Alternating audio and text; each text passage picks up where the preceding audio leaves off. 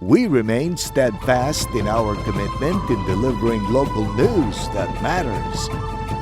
Stories that inspire. Enriching the lives of Filipinos in the Philippines and across the globe. This is your GMA Regional TV. Buong puso para sa Pilipino.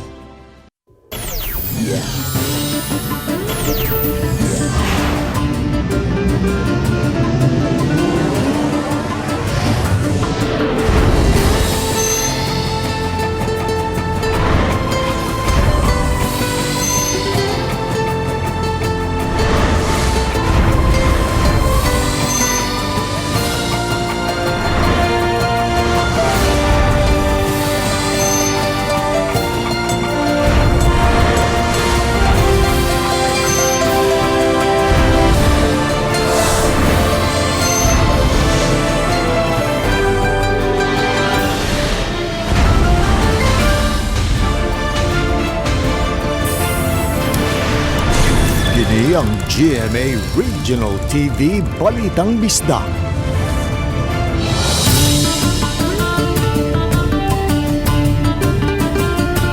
Maayong hapon, kini ang inyong GMA Regional TV Balitang Bisdak. Ang bugtong kasaligan, kasandigan o kadangpan sa mga Bisaya. Ako si Alan Domingo. Nga maghatod sa labing dako og mga nagunang balita nga mahinungdanon sa Central ug Eastern Visayas. Ako si Luan Merondina. Live din sa GMA Complex sa Dakbayan sa Sugbo. Ako si Cecil Kibod Castro.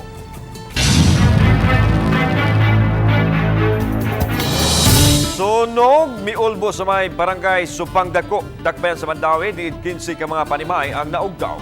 Ang pagkasunog sa foam mo'y gitumbok nga hinungdan sa pagkatap sa kayo. Ang tag-iya sa yuta nga gibarugan sa mga Pinoyanan, may padangat og interes sa paggamit na niini. Apan adulay hangyo ang syudad. Ani ang report. Pasado alas 12 sa udto niadtong Sabado nadawat ang alarma sa sunog. Apektado ang mga balay sa Eusebio Compound sakop sa barangay Subang Dako. Daling napaubos sa second alarm ang sunog nga hingpit nga napaong hapit mag-alauna sa hapon. Karong adlaw sa pagbalik namo sa lugar, kini na ang itsura sa dapit. Hingpit nga naugdaw gyud ang 14 ka mga balay. Samtang nakaangkon sa danyos ang usa ka konkreto nga balay. Ang mga nasunugan na busy pagpangsalbar sa unsa pay pwede nilang magamit o mapatimbang. Sa talaan sa Purok, moabot sa 100 ka mga individual ang naapektuhan. Ang hinundan ko no sa sunog, wala man jud giri sir no? Nya nag-base man pug ko sa kay gi-interview man tong usa nga tagbay. Ang hinundan sa sunog ani bata isud sa ilaha. Ningon siya nga puspuro daw yang gida, iyang gid daklit ang puspuro. Karon kay murag mapasok man siya iyang gid sa dito sa foam ni tugpa. Nabalaka karon kini mga apektado sa sunog sa ilang sitwasyon umong nanawagan sila og hinabang aron makabangon sila human nilang lisod nga nadangatan. Kami tanan rin sunugan. Kung nayang mga gamay tabang nila, salamat sa kayo, ilami tabangan. Ina, amo awan mo yun. Papas mi tanan. Kaganiha na abta namong giplastada kining karatula sa nasunog nga dapit. Nasayran ang mga nasunugan nag-abang ra sa lugar. Ang barangay nakadawat sab og feedback nga gamito na sa tag-iya ang yuta ug dili na patukuran pagbalik sa mga residente. Sa iyang bahin si Mayor Jonas Cortez makighinabi sa kapitan kabahin niini apan kun siya ang pangutan-on. I have to check with Barangay Captain Ernie Manatad no sa unsay stand baruganan sa tag-iya kung tugtan pa ba nila o pagbalik sa kwan. Para nako humanitarian reasons nga mas maayo nga tagaan nato gigayon no kay karong panahon na lisura pagpangita og abangan. Gipasalig hinuon sa mayor makadawat og hinabang ang mga residente labi na sa ayudang pinansyal. Food assistance, hot meals atong gikuan right after atong sunog. Unya magsunod ang mga canned goods nga hatag giayuda gikan syudad. Ato nang gi-assess tanan unya atong endorse sa SP ang atong financial assistance. Uban ni Philip Patricio, Nico Sereno, Balitang Bisdak. Mga personnel sa CTMS, Lapu-Lapu City, gipaubos sa surprise drug test tungod sa taho nga may pipila ka mga traffic enforcer. ang nalambigit sa illegal nga drugas. Ano yung report? Human sa flag racing kaganihang buntag, gipaubos sa surprise drug test ang mga personnel sa City Traffic Management System kon CTMS sa Lapu-Lapu City. Kay gikinahanglang may mupasayon gihapon sa trapiko, 54 lang ka mga personnel ang nakadawat og memo nga motambong sa flag racing. Apan 41 lang kanila ang nagpaubos sa drug test. Aduna hinuoy duha nga nakaapas ug nagpa-drug test. Gikonpermar ni Mario Napoli, pango sa CTMS Lapu-Lapu City, nga siya mismo maoy mihangyo sa City of Lapu-Lapu Office for Substance Abuse and Prevention kon CLOSAP nga ipaubos sa kinalit nga drug test ang CTMS human siya makadawat og kasayuran nga adunay pipila ka mga traffic enforcers ang nalambigit sa illegal nga drogas. Naamo ko'y nabalitaan ko nga mga sahay ko no, mag-uniforme pag ani magamit. Sumurag na alarma ko, isod kaya na, madamay itong bisina. Di lang ako, mayor mismo. Gidugang ni Napoli nga hayan karong adlaw gikinahanglang mapaubos gayud sa drug test ang mga nahabiling 11 ka mga CTMS personnel. Actually, naagyon kay mailaman mo kay actually ganina naagi mga tao nga daghang yung alibis ba. Gusto mo uli nga na na ako na problema sa balay. Napay usa nga dili kahihi. Ano ba daghang kay rason. Pero di agi bantayan ginako nga walay makasibat. Ang atong pagpahigayon og drug test is not to catch drug users. But our main purpose is to remind our kauban nato nga mga empleyado sa gobyerno nga di gyud ta maggamit og drogas. Kay sayod gyud kitang tanan nga daghan kaayo nang apply may og trabaho no naglinya. Kahinumduman, 7 ka mga CTMS personnel ang nagpositibo sa surprise drug test niadtong Setyembre 2019 ug nangatangtang na sila sa trabaho. Sa pagkakutlo ning balita, gipaabot pa ang resulta sa drug test. Samtang kagahapon, gipaubos usab sa kinalit nga drug test ug drug symposium ang tanang 49 ka mga kawani sa barangay Kauoy sa isla sa Ulango. Gipasabot sa Executive Director sa CLOSAP, Gary Lau, nga ang kalihukan kabahin sa gihimo nilang evaluation and revalidation sa mga barangay nga nadeklarar sa Regional Oversight Committee nga drug cleared sama sa barangay Kauoy. Nagnegatibo hinuon sa drug test ang tanang mga kawani sa barangay Kauoy. Sukad niadtong Disyembre 2, 2021, gideklarar nga drug cleared ang barangay Kauoy. Uban ni Marlon Melgazo, Luan Merondina, Balitang Bisdak. Dakbayan sa Sugbo mupadala og 50 milyones pesos nga ayuda sa mga dapit nga grabing naapektuhan sa magnitude 7 nga linog niadtong milabayng semana. Ani ang report. Nahiagom og grabe kadaot ang mga dapit sa Northern Luzon nga lakip sa kitay og sa magnitude 7 nga linog ni adtong nakalabayng semana. Nangagusbat ang mga infrastruktura og adunay dako nga panginahanglan ang mga tao alang sa ilang pagbangon. Usa ang dakbayan sa Sugbo nga motabang og girakdang mohatag og 50 milyones pesos nga ayuda nga bahin-bahinon sa mga dapit sa Luzon nga grabing napiktuhan sa linog. The 50 million pesos which I have asked my management in the area of disaster and people, they should now be doing it in motion because that will be spread out in all affected cities throughout the area that has been hit by the earthquake. Kahinumduman ni adtong tuig 2013, usa ang dakbayan sa Sugbo sa apektado dihang mitayog ang 7.2 magnitude nga linog diin ang epicenter mao ang Bohol. Nagplano si Mayor Mike Rama nga personal nga maadto sa Luzon aron makita ang kadaot nga namugna sa katalagman. Hold on. Life has to go on. All of this will definitely wither. But here we are. We're not blinded. We are a local government unit. Whatever we have, we would like also to be sharing. Gawas nga mayor sa dakbayan sa Sugbo, Pangulo usab sa League of Cities, si Rama din adunay mga member cities nga apektado sa katalagman. Kauban si Clover Lumayag, ako si Alan Domingo. Balitang Bisdak. Isip pagpangandam sa pagbukas sa klase karong Agosto 22, nagtagbo ang dagduma sa trapiko sa mga dagkong dakbayan sa Metro Cebu. Ang report ni Femari Dumabo. Sa ilang panagtagbo sa miaging Biyernes, ilang gihisgutan ng pamaagi aron maminusa ng kahuot sa trapiko sa mga dakbayan sa Sugbo, Mandawi, Lapu-Lapu ug sa Talisay sa pagbukas na unya sa klase. Gihanay usab nila mga pamaagi aron kalikayan ng mga disgrasya sa kadalanan sa subling pagdasok na unya sa mga bata nga mopadung sa ilang mga tunghaan. Sa dakbayan sa Talisay, nagplano si Joy Tumulak, hepe sa City of Talisay Traffic Operations Development Authority kon City Toda, nga makigtagbo sa mga barangay kapitan. Nagtinguha siya sa pag-reactivate, pagdipitay sa mga barangay tanod aron makaabag sa pagpasayon sa dagan sa trapiko, palibot sa mga tunghaan. During unya sa maong meeting uban sa mga barangay kapitan, mo hangyo mi nila nga mo assign og mga barangay tanods diha sa mga eskwelahan mutabang sa pagpatabok sa mga bata. Unya kining ilang mga barangay tanods ubanan kini sa among mga traffic enforcer. Samtang hangyon usab ni Tumulak ang DPWH nga markahan ang mga pedestrian crossing sa mga national road o sa mga sulunon nga daan nga atubangan sa mga tunghaan.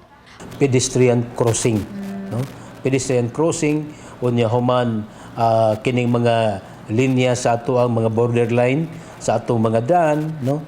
So mo na among i-request unya sa DPWH. Mato di Tumulak nga nanginahanglan pa siyang makiglambigi sa tagduma sa silingang mga traffic authority aron magkatinabangay nga maminusa naka-aksidente sa kadalanan. Uban ni Jun Solon, ako si Femari Dumabok. Balitang Bisdak.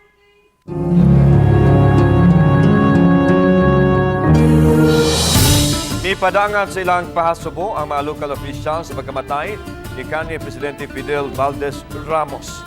Ano ang report ni Nico Serino? Ako si Fidel Valdez Ramos. Sa edad nga 94, namatay kagahapon ang ika-12 nga presidente sa Pilipinas nga si Fidel Valdez Ramos. Nagsilbi siya sa iyang termino ni atong 1992 hangtod 1998. Sa panahon ni kanhi Presidente Ferdinand Marcos, si Ramos ang miserbisyo nga Presidential Assistant on Military Affairs ug hepe sa Philippine Constabulary. Hangtod nga nahimong Vice Chief of Staff sa Armed Forces of the Philippines. Usa si Ramos sa nangu sa 1986 People Power Revolution nga nagpalagpot sa katungdanan sa kanhi Presidente Ferdinand Marcos Sr. Sa paglingkod ni kanhi Presidente Corazon Aquino, natudlo si Ramos nga AFP Chief of Staff dayon Defense Secretary. Naila ang administrasyon ni Presidente Ramos sa mga palisiya sa ekonomiya ug peace and order. Nabantog siya sa iyang iconic nga thumbs up sign ug kaya natin slogan. Samtang sa Mandawi karong adlaw, naka-half-mast ang bandera sa City Hall building. Agi og pagbangutan sa kamatayon sa kanhi leader.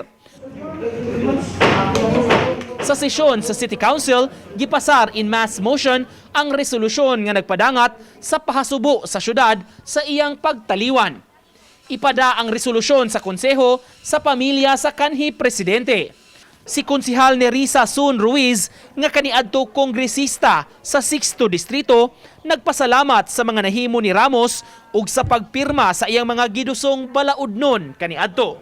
Kugihan kaayo si FVR, I would go and see him for projects and wa gyud to niya gani gyud balibari ang mga programa para sa 6th Distrito, especially the milk feeding program, Especially sa economic no? Si FBR daghan kay nahimo nga katong gi-open niya ang ubang kuan sa competition sa kay once dunay competition it will definitely makapaubos gyud sa presyo, no? Uban ni Philip Patricio, Nico Sereno, Balitang Bisdak. Taliwa sa Malambuong, dakbayan sa Sugbo, nagpahipi pagihapon ang hutong sa mga kabus o gitawag nga mga marginalized sector sama sa Badjaw community nga naimutang sa barangay Mambaling. Ani ang report.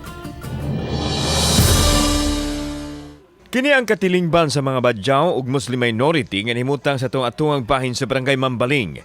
Ang ilang kahimtang sa lamin sa kakabus apan bisan pa man ini, nagpuyo silang malinawon. Sila ang gitarget sa kapulisan sa Police Regional Office 7 nga gihatagan sa mga nagunang panginahanglanon sama sa kinilong bugas, sudan ug uban pa.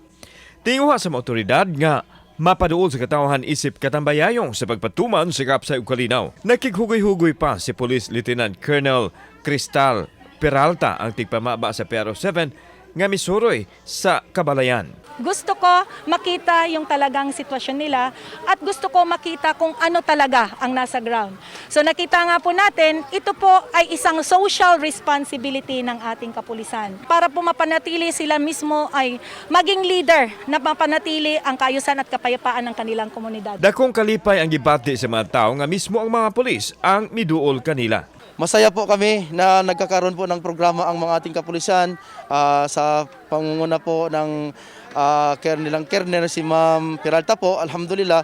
So, isa po itong malaking tulong po sa amin. Masaya kasi may pulis yung magbigay dito ng mga pagkain. Samtang nangindahay usab ang mga sakop sa Katilingban nga mahatagan sila og pagdagad sa bag-ong leader sa nasod, subay sa 11 ang State of the Nation Address kunsuna sa Presidente.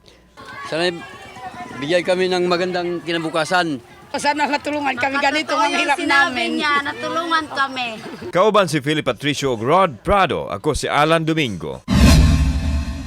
Balitang Bisdak.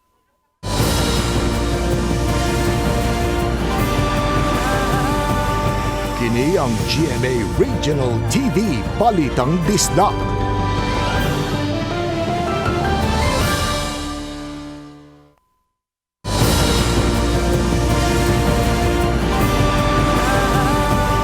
Kini ang GMA Regional TV Balitang Bisdak. Sa ika-453 nga kasumaran sa pagkahimong lalawigan sa Subo, gibuksan karong adlaw nga gitambungan sa tanang mga mayor sa lungsod ug sa mga component cities, lakip na sa mga highly urbanized cities, isipakita nga lig-on ang panaghiusa sa One Cebu Island. Ani ang report. Human sa pandemic, subling gipahigayon ang linawas nga kasaulugan sa ika-453rd founding anniversary sa province of Cebu. Mitambong ang tanang mga mayor sa kalungsuran ug ang mga component cities ug mga regional directors sa mga ahensyas gobyerno ug ang PNP. Mitambong usab ang mga mayor sa highly urbanized cities sa Sugbo, Mandawi ug Lapu-Lapu. Gipahigayon ang ceremonial tree planting sa Capitol Ground ug ang pagbukas sa tabo sa Kapitolyo. Sa hamubong programa, gibatbat ni Governor Gwen Garcia ang nasinati nga dagkong hagit sa probinsya. Sa pandemic, nagpangapka pa kaniadto ang lalawigan apan inanay na kining napangitaan og pamaagi hangtod mibalik na ang paglagsik sa ekonomiya sa probinsya. And so here in Cebu, we made that difficult choice of balancing both lives and livelihood. It was a thin line, a fine line that we had to tread. But we made it through. Yatagan o gibagaton sa lalawigan ang panaghiusa din walay babag sa kalambuan sa mga programa sa kagamhanan. Gani bisan managlahi ang kampo, nagkahiusa silang Governor Garcia ug Vice Governor Junjun Davide nga nag-uban sa kasaulugan. We came together as one. It is sad that hardships bring people together, and never before had we witnessed such a unanimity of direction and focus. Kauban si Clover Lumayag, ako si Alan Domingo. Balitag Bisdak.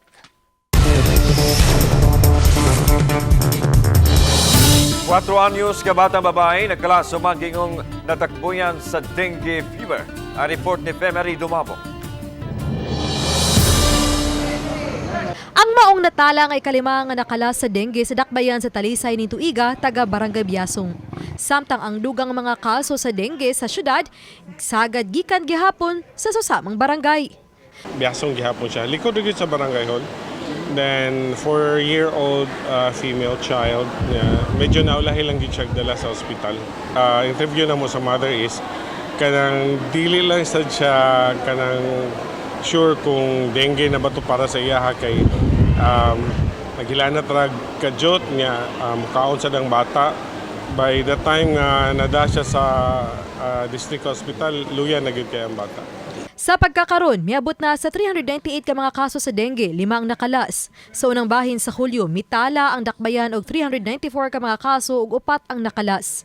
Naguna ang dakbayan sa Talisay nga mo'y labing daghang mga kaso sa probinsya sa Sugbo. Sa Barangay Biasong, kaduha na matag simana ipaygayon ng misting. Lakip sa gipaygayon karon sa Talisay City Health ang info drive nga nag-awhag sa mga gidikanan nga ipa-check up dayon ng mga anak nga may mga sintomas sa dengue. Kini aron dali nga maatiman ug matagan sa saktong nga tambal.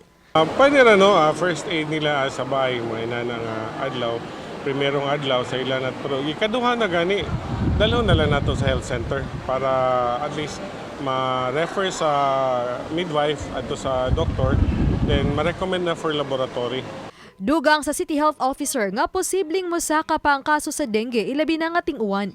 Hinungdan nga ang pagpanglimpyo ug ang pagyabo sa mga napundong tubig usa sa ilang giawhag. Uban ni Philip Patricio John Solon. Ako si Femari Dumabok. Balitang Bisdak.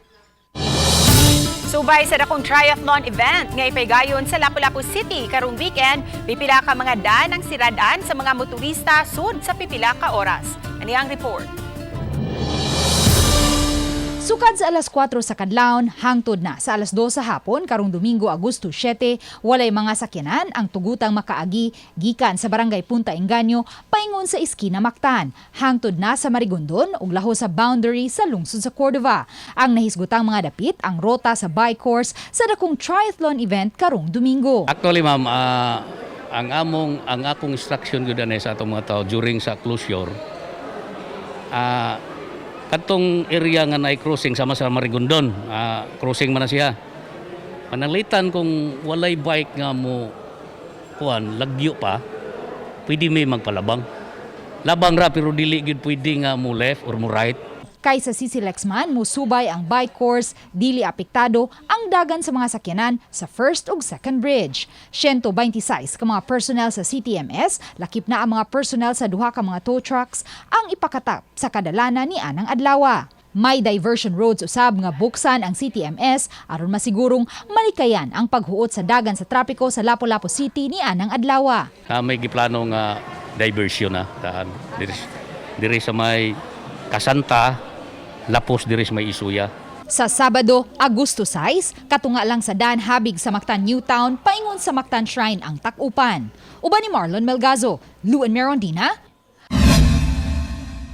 Balitang Bisdak. Usa ka 19 anyos nga lalaki ang gingong namaligya sa mga batan-ong lalaki online ang nadakman atol sa Drug Operation sa National Bureau of Investigation NBI 7. Ang dinakpan nga si Romelo Romero ang napaubos na sa increased proceedings sa kasong kalapasan sa Anti-Trafficking in Persons Act o Anti-Child Pornography Act. Samtang na-rescue sa NBI 7 ang usa ka 18 anyos nga lalaki atol sa Drug Operation. Gihagyupan kini sa suspek sa pagpakikita sa usa ka pusher client. Ang suspek migamit sa social media portal sa pagtintal sa mga kliyente pinaagi sa pagbaligya sa mga self-produced video nga naghimo og mga malaway nga buhat. Kauban usab ang mga biktima. Human masayri ang mundo sa suspek mipahigayon o operasyon ang composite team sa NBI Atrad, NBI Severo, DOJ Iyakat Intelligence o DSWD. Gamit ang search warrant na sakmit sa mga otoridad ang mga ebidensya gikan sa suspek. Wa pa kakuhay siyang habig ang dinakpan. Duha man search warrant giserve og entrapment katong nagda siya young boy nga who recently turned 18 last April. 18 na mayang gibaligya for a fee.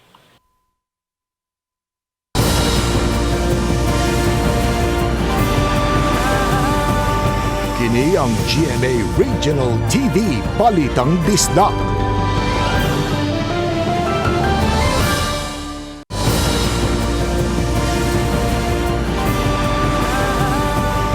Kini ang GMA Regional TV Balitang Bisdak. Siyudad sa Mandawi gustong muhanay ng daan og mga lakang batok nining hulga sa monkeypox. Labi na kay doon na kumpirmadong kaso sa Pilipinas. Ang live report ni Nico Serino. Nick.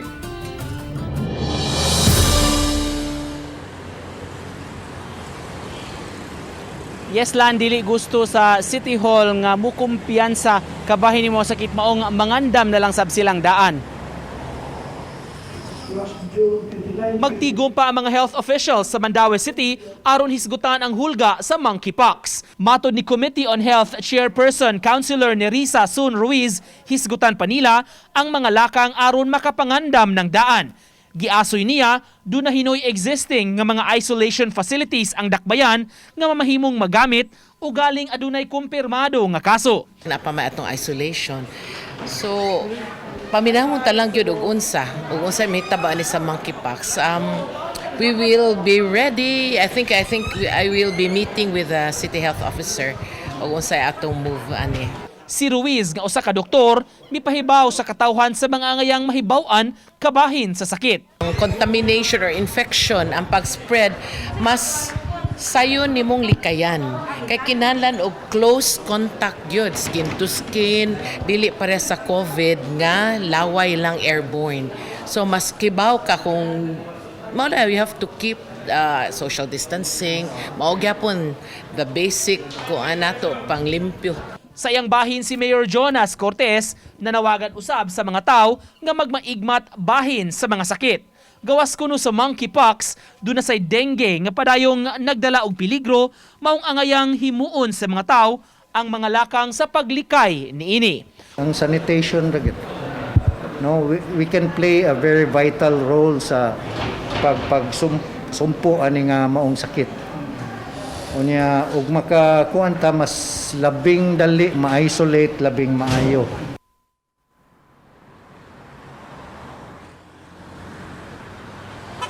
Sa pagkakaroon lang nagpaabot pasab ang City Health Office sa guidelines o direktiba gikan sa Department of Health kabahin sa pag-manage ning maong sakit. Apan ipahibaw nila nga ana gihapon na employ ang mga contact tracers sa dakbayan nga magamit kun gikinahanglan. Alan?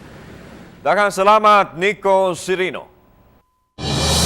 Retiradong BJMP personnel sa Dawi Negros Oriental wanted sa kaso nga may kalabutan sa illegal nga drogas. Dihang gisikop ni suway kini og sibat. Atong sayran ang tali sa report ni Chalo Valiana. Kulbahinam og puno sa aksyon ang pagdakop sa retiradong personnel sa Bureau of Jail Management and Penology dito sa sitio Kandayong, Barangay Kalindagan, Dumaguete City. Ang wanted mao si Felix Tubil kinsa nagatubang og kasong paglapas sa Comprehensive Drugs Act of 2002 human ilang bigit sa drug trafficking dito sa Pampanga. Ang hepe sa kapulisan sa Dawin nga si Police Lieutenant Victor Bantoto miingon nga ang akusado na sikpatan paingon sa Dumaguete City. Nunot sa alias warrant of arrest nga giluwatan ni Pampanga RTC Branch 44 Judge Mary Ann Rivera, si Tubil gidakop sa hiniusang puwersa sa kapulisan gikan sa RSOG 7 Regional Drug Enforcement Unit, Negros Oriental Provincial Police Office, kapulisan sa Dawin o kapulisan sa Dumaguete City. Isip retiradong BJMP personnel, giisip si Tubil nga armed and dangerous. Maong alerto kaayo ang kapulisan nga midakop kaniya. Wa hinooy pusil o kontrabando nga nasakmit gikan sa dinakpan. Matod ni Lieutenant Batoto, ang akusado lumad nga taga Dawin ug dugay na niyang nakita apan wa siya masayod nga aduna kini kasong giatubang sa Pampanga. Hangtod nga iyang nadawat ang kopya sa alias warrant of arrest. Batok ang Tubil. Ang report gikan sa Pampanga, involved ni siya sa drugs dito sa Pampanga. So that's why full force ang pagay niya. Dili po tamo kumpiyansa kay retired BJMP man po ni siya. So basig na ay armas ba. So consider to siya armed and dangerous. Armed and dangerous. Diha gilusad ang operasyon apan misuway pagsibat si Tubil hantod na corner sa huot nga bulog sa trapiko. Nagdumili pagluwat og pamahayag si Tubil dihang gikuhaan sa iyang habig. Uban ni Clans Gabutin, Chalo Valiana, Balitang Bisdak.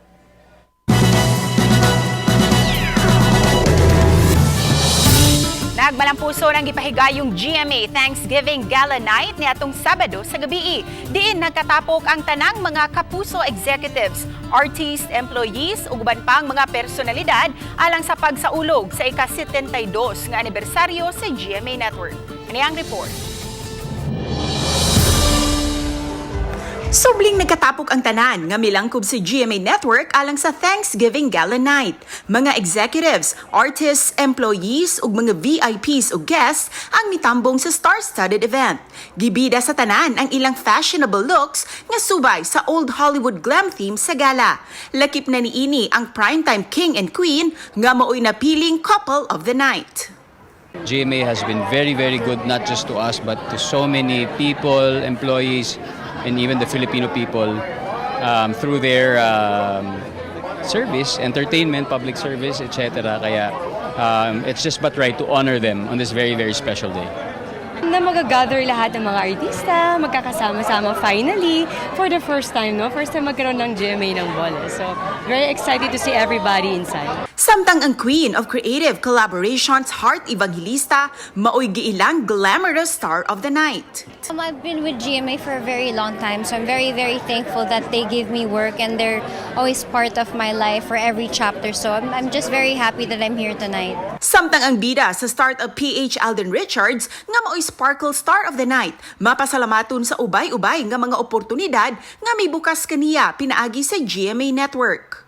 I think this is really a night to remember because of at least after 3 years, we're all coming together for this purposeful event, and it's really nice to see everybody tonight. Excited usab ang laing startup PH star Bea Alonzo sa labing una niyang gala night isip usa ka certified kapuso. Well, I'm very, very much excited. It's my first time to be spending the night with the Kapuso stars and the bosses. It's my first time to be mingling with them in a relaxed setting. So I'm very, very much excited. Samtang mga bisda Kapuso stars nag-trending usab sa gala night. Sa red carpet pa lang dayag na ang kaanyag sa Dumaguete-born actress Beauty Gonzalez.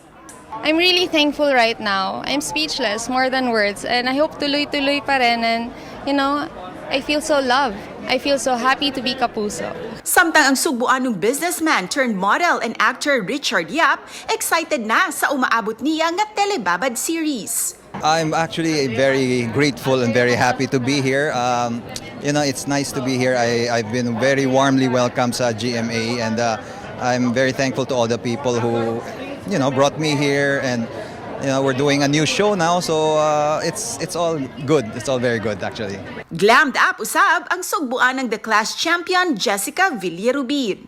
So, grabe, first time na ako and I'm very excited, diba? But I think this gala is not just for celebration, but of course, Thanksgiving. Gipadayag sa first Vice President and Head sa GMA Regional TV and Synergy, Mr. Oliver Victor Amoroso, nga dugang mga proyekto ang gihanay sa tinguha nga mas palapdan pa ang coverage sa Regional TV.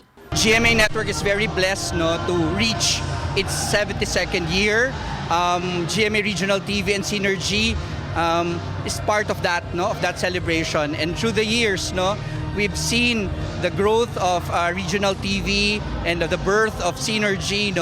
We're doing a lot, for not only for the network but to various communities across the Philippines. We celebrate this with all our Kapuso, from Luzon, Visayas, and Mindanao. Mapasalamaton usab si Attorney Annette Gozon Valdez, ang programming consultant to the chairman and CEO o president si GMA Films sa malampusong Thanksgiving Gala ug sa padayong suporta sa mga loyal Kapuso sa GMA Network. It's a solid station and I'm very proud that lalong lumalakas ang GMA and we've never wavered in our public service efforts. Ang mga proceeds nga nahipo sa Thanksgiving Gala idunar alang sa katukuran ug mga classrooms sa Magallanes Elementary School sa Limasawa, Southern Leyte. Uban ni Philip Patricio, Cecil Kibod Castro, Balitang Bisdak.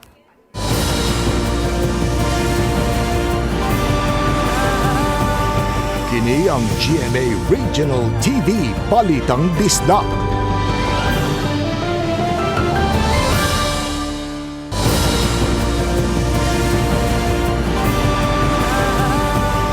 Kini ang GMA Regional TV Balitang Bisdak.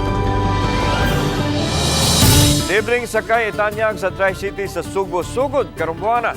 Sa habig sa Mandawi, gipaybaw sa labaw sa Traffic Enforcement Agency team nga Lunes ug Martes ang schedule alang kanila. Ang ubang mga adlaw adto kini itagana nga pa sa laing mga syudad. Ang motanyag sa libreng sakay nga service ang opisina ni Vice President Sara Duterte.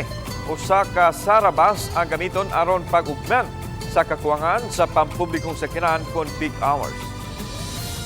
Ang gikuan lang nila is ganang para lang sa kanabitong daghan bitong mag-inilugay sa sakay padung sa trabahuan. Anay mga rush hours. Matabang po diesel na binagikuang ang kuan kanang kuwang pata o public utility bus.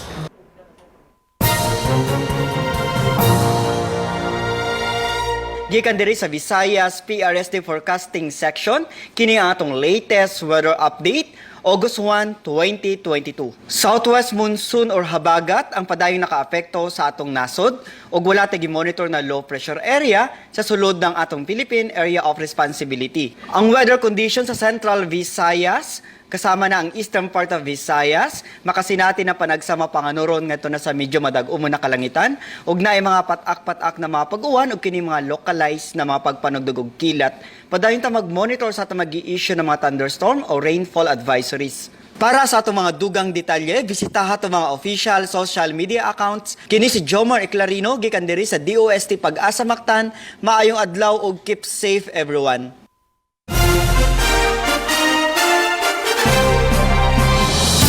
Subay sa kasaulugan sa ika-27th Community Relations Month, mga sakop sa 2nd Eastern Samar Provincial Mobile Force Company ipahigayon sa ilang community outreach program alang sa kabataan sa Barangay Victory Island sa lungsod sa Giwan sa Eastern Samar. Taliwa sa kalisdanan nga ilang naagyan tungod sa kadagko sa bawd, apan wa kini makapatalaw sa mga sakop sa 2nd Eastern Samar Provincial Mobile Force Company sa pagbisita sa dapit.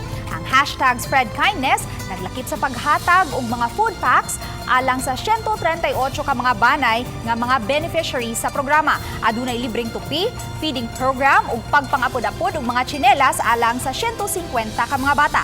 Gawa sa kapulisan, miabag usab ang Giwan Coast Guard Substation, Knights of Columbus, mga opisyal sa barangay ug ang kabataan nga milangkob sa Advocacy Group of Kabataan kontra Droga at Terorismo o KKDAT. Sa nagkainit nga istorya sa Love You Stranger, adunay kalabutan si Tristan sa mga kahibungan nga hitabo sa Santa Castella. Nasutang buhi pa si Javier nga amahan ni LJ nga una nilang gituhuan nga gibiyaan sila. Mahibawan usab ang panagkonsabo nila ni Mayor Boying ug Alpi sa mga plano. Mabulgar ang kalambigitan usab ni Tristan sa pagkidnap kang Kulin. Busa mga kapuso, ayaw si Piata ang uban pang mga eksena karong gabi sa Love You Stranger.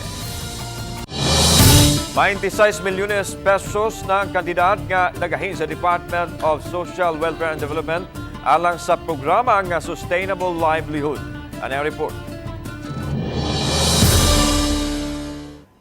Kabahin sa 2,358 ka mga beneficiary ubos sa Sustainable Livelihood Program, sukad pa sa tuig 2019 hangtod karong buwana, mibisita sa buhatan sa DSWD City Action Team, beneficiary sila sa Sustainable Livelihood Program sa Department of Social Welfare and Development aron maabagan sa ilang panginabuhian. Duha kanila si Bernadette Tumulak, 73 anyos, taga Timpulok, Babag, o si Mary J. Montero, 26 anyos.